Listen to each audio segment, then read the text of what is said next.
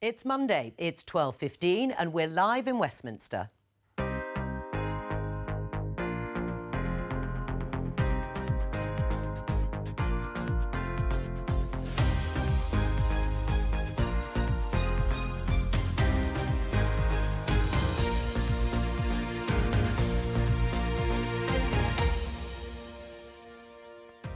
Joining me, Liberal Democrat MEP Louisa Porritt, Brexit Party MEP Lucy Harris, academic and author Matthew Goodwin, and the political editor of the Daily Mirror, Pippa Creer.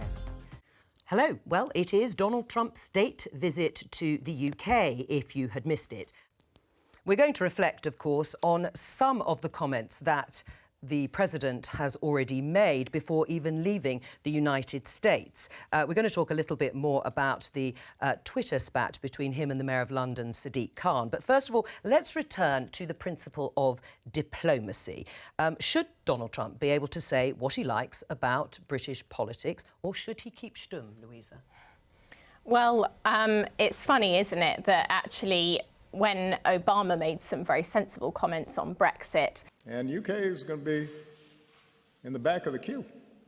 All these Brexiteers were criticising him for wading into British politics, and now somehow it's deemed acceptable that Trump is commenting on a Tory leadership race. My point, Joe, is it's really important because the definitional creep that we've got in our political debate now is really dangerous, because everything now is fascist, everything's racist, everything is extremist. This visit was supposed to be about a polite lunch with the Queen. But President Obama has found himself in the middle of an ugly British political catfight, now with an undercurrent of racism. The president leapt firmly onto one side, Prime Minister David Cameron's side, in the angry referendum debate here on whether Britain should stay in or leave the European Union. Stay in, he said, you're better off. And if the side that wants out thinks Britain can get its own special quick trade deal with the U.S. once it leaves, think again. That's not going to happen anytime soon, because our focus is in negotiating with a big bloc of the European Union to get a trade agreement done. And UK is going to be in the back of the queue. Can I ask you about Prime Minister Boris Johnson? Yes. Are you looking forward to working with Prime Minister Boris Johnson? Well, I like him. I've always liked him. I don't know that he's going to be chosen, but I think he's a very good guy, a very talented person. Yeah. I like him very much, but I haven't gotten to any point where, it's early in that process. We haven't discussed that. What do you think, Lucy? Well, I think you can say what you like. We live in a freedom of speech. I'd like to push that forward. I think he can say what he likes. But I think the situation between Sadiq Khan and Donald Trump, I think it's clearly Sadiq Khan trying to get a bit more PR out of this. It's him rubbing him up the wrong way to get a bit more attention, whilst Donald Trump is here in the UK. And of course, he wants it to be a historic, spat between the Mayor of London and Donald Trump, the President of the United States. And looks like he's getting his own way. Studio in just a moment, but I think we can talk to the Labour MP and supporter of Sadiq Khan, Rupert Hook. Was it foolishly nasty of him to write that opinion editorial in The Observer likening the President of the United States to a fascist? Well, I think some very important points were made in the piece. It was a thoughtful piece, and, fascism, it doesn't have to be someone with a sort of toothbrush moustache and jackbooted, which obviously Trump isn't. But I think there are worrying wider trends, and we could be on the start of a slippery slope, really, if we look at what's happening in other countries around the world. Bolsonaro, Viktor Orban, Salvini in Italy, and we've seen the results of the European elections here. So I think, as I say, fascism doesn't all come at once, but it looks like we're on the start of a slide. And I think he's right to caution some of the tricks that Trump does to prey on vulnerable people are completely out of a playbook of the rise of far-right regimes in the 30s. Lucy? I think this is precisely why the Labour Party lost in the European elections, because they refuse to acknowledge the reasons why people are voting the way they are voting currently. They refuse to actually confront ideas and actually come to the help of the people that they are supposed to be representing. Look at the Labour Party. They should be up north looking after the working class, but they're not. The Brexit Party didn't even have a manifesto. You don't have any policies. We're going to come on to that. We're going to come on to that. Let's return. if you all talk over each other, nobody is going to hear what you're saying. In response to what Rupa Hook is saying, I mean, is Donald Trump entitled or not to hit back against a man who calls him a fascist? Well, I do think that, as Matthew suggested earlier, this actually works rather well for both of them. It appeals to both of their bases. Lots of Londoners are unhappy about Donald Trump coming here and having the pageantry and all the pomp surrounding a state visit, and it also plays well to Trump's base in the United States. However, it's not a new thing. This has been going on for 2 years, and I remember 2 years ago covering tweets by Donald Trump about in the wake of the London Bridge terror attacks. I remember Sadiq Khan hitting out at Trump after the Muslim countries' travel ban and suggesting that everybody was welcome here, and then Trump then going on TV and suggesting that they could have an IQ test and see who was the smartest out of both of them. You know, this has been going on for a couple of years, and actually I think it plays well for both the bases. Well, to some extent, but the Trump never backs down from a fight. So, and Sadiq Khan knows this. Yeah.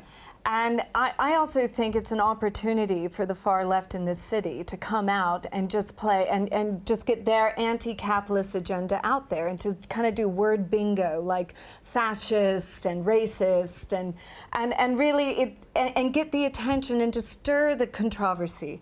Whereas actually Sadiq Khan said that London is open to the world for business. Well, if it is, it needs to be looking to the United States. Okay, it's the far left. Well, hang on. Let's get Rupert. Rupert, what do you say to that? I mean, I just think that it seems very petty for the leader of the free world to be picking a fight with the son of a bus driver. The whole thing is very unbefitting. It just doesn't seem very adult, and there's a long charge sheet against him. In fact, you can find footage from Boris Johnson in 2015 saying this man is unfit to be the president of the US. I mean, this is before he was elected, so we are where we are. And I agree that actually a state visit this early on, it's not normal. These state visits are very rare. It's the first one of this year. The only one of 2018 was granted to the King of the Netherlands.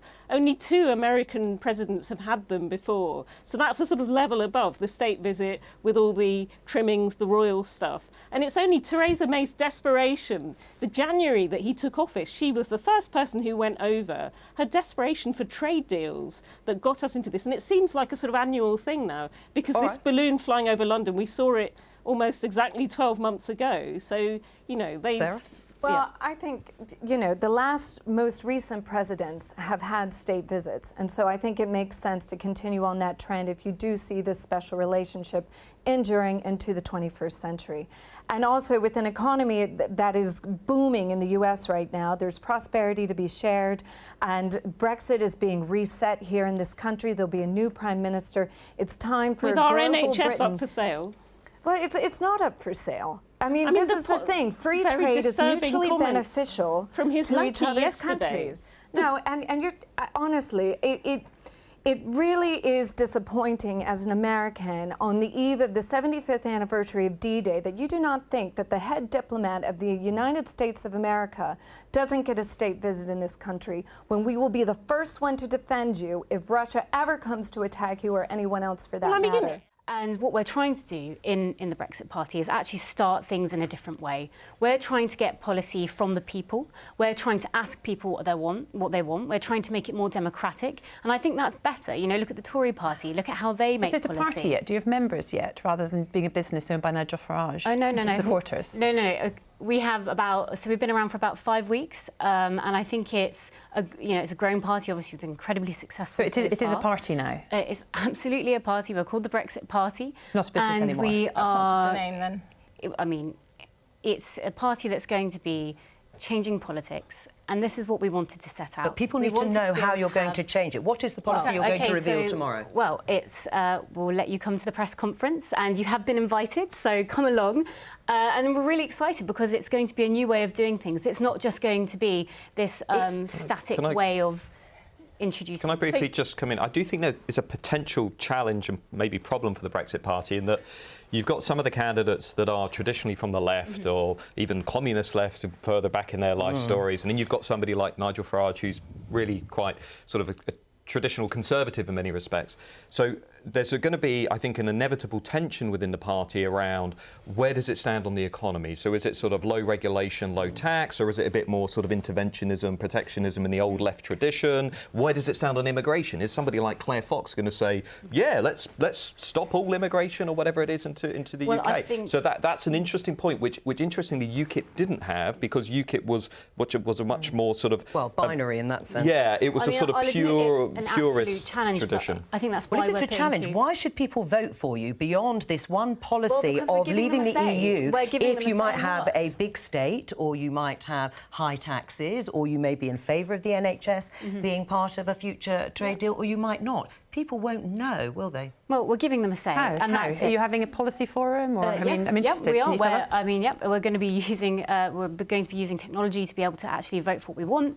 It's going to be a completely different way of doing things. So the public can all right, well, let's talk about the Liberal Democrats, because people might say, Louisa, that you are also really a one-policy party, that the reason you had this recent surge in the European elections particularly is because you attracted people who want to stop Brexit and stay within the EU. More than that, people don't really know.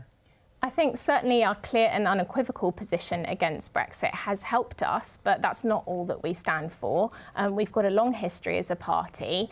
We've stood in general elections on a much broader platform, and we have a wider offer to the country. And actually, I think what really illustrates that we do have a broader appeal, even beyond for those not just to those who voted to remain, is that we did really well in the local elections recently as well, including in Leave areas, and we took votes off both Labour and the Conservatives. All right, well, one of the policies, Ed Davey, one of the leadership contenders, has said that you should ban internal flights to outgreen the Greens. The Greens have one MP. Is that your route to power?